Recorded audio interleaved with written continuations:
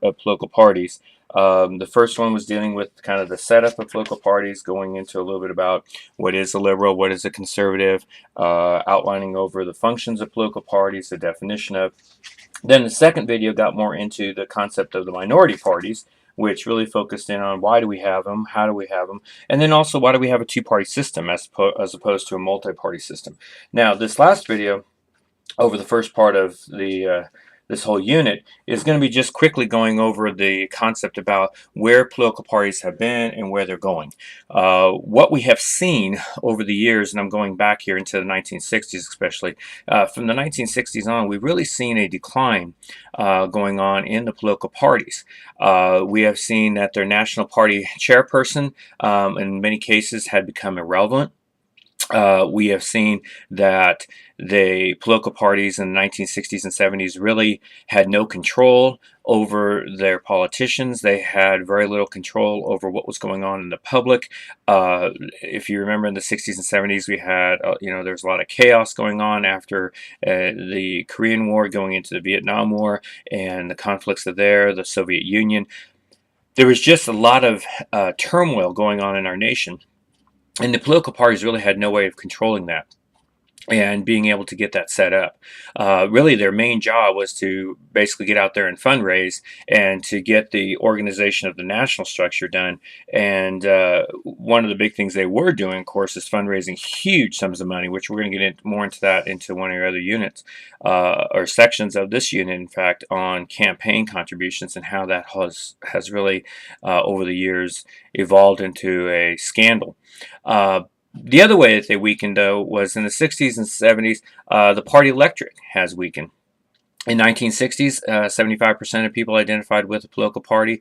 1970s, 60% identified with a political party. As you got into 1980s and 1990s, that even dropped even further. We saw a rise in the independent party.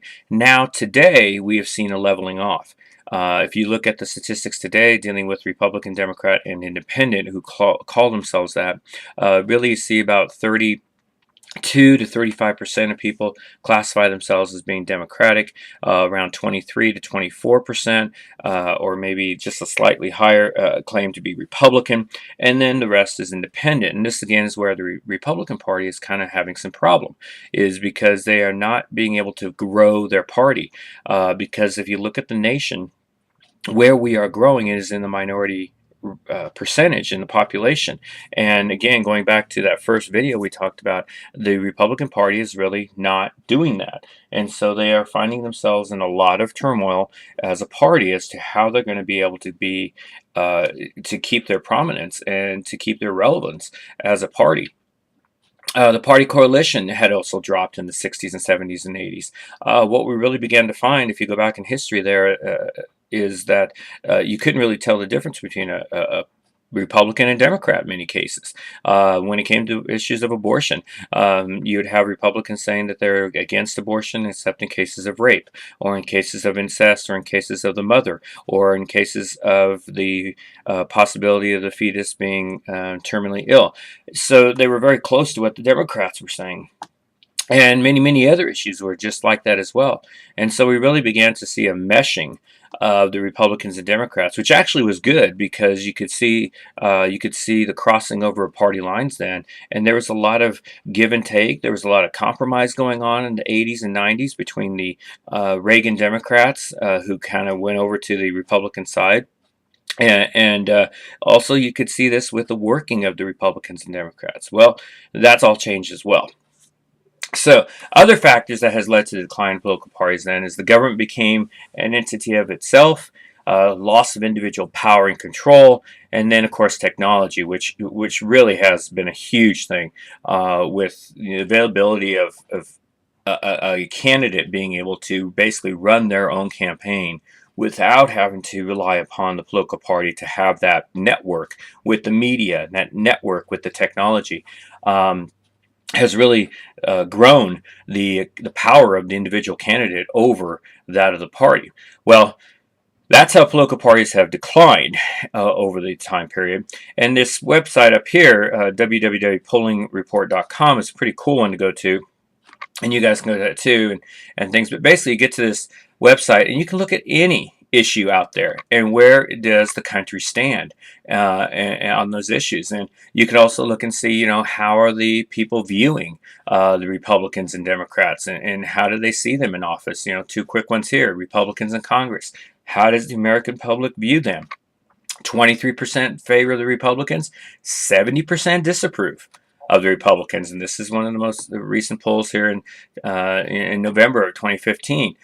So again, by wide margins, we are seeing that people are just not in favor of what the Republicans are doing. Well, how are the Democrats doing? Not too much better in some cases, but here I'll click on the Democratic one. And the Democratic Party, 46% have a favorable view, and 44% have a unfavorable. So they're better than the Democrats by quite a bit of margin, but still not over half the country is favorable to what their positions are and what they're doing in this country. So we have a lot of people out there, the party electorate, who basically are saying, I'm not in favor of anything that's going on with either side, and so that's why we're seeing kind of a growth of that independent sector out there. And you can go through and look at all the different types of issues and people and the candidates running for office and all that kind of stuff to see how are they doing, and and whether they're getting better or getting worse, or whatever happening to that. The last on President Obama here.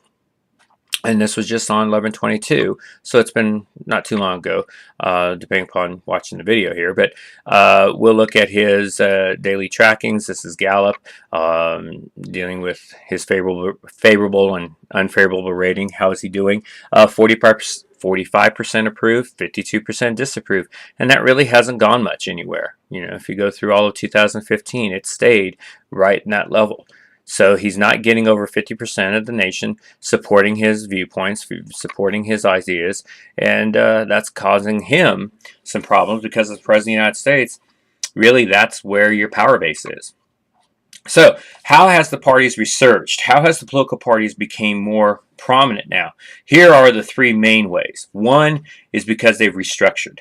They have found new leaders, new people to take over the political parties who have been able to use that technology, use the ideas of the news agencies and the especially getting into Twitter and getting into all the different kinds of media outlets.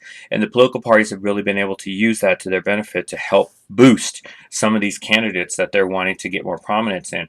And being a no-name candidate now doesn't really matter, because you can still have that gain that popularity very quickly. Look at excuse me, 2015, where you got somebody like Donald Trump, whose name recognition was always out there, pretty good.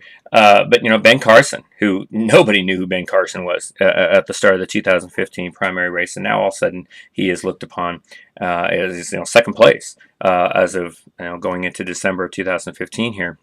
He was in second place with the polls. So that's how that media and that's how the political party can do that. Also, the public is not moving back to parties, but those who belong to the political parties are much more focused and much more active. So even though, again, you only have 24-25% of the American public that support the Republican Party, that 25% is a highly active number. And if we're only getting 40% of the people out there voting in this country, and of that 40%, a big chunk of them is the hardcore base of the Republican Party, that's how they're winning elections, because the rest of us who are considered to be independent are not voting. And so, you can claim all you want to be independent, and the independent party can be, 60% of the population. But if that 60% is only 10% going out and voting, and yet of the 23% or 24% that claim to be Republican, if 100% of them are voting, that's where the change comes in. Role of money is another big issue that comes into the role of that, and that we're going to get into a little bit later on as well. The last part there, where the two parties are heading, you can kind of look over that. We are seeing a division and a split, and we'll see how that plays out here in the near future. And that kind of finishes up this video, and that pretty much gets you through now this first part of the unit. And we're going to get into the next part, which is going to talk about how political parties actually get somebody elected into office then.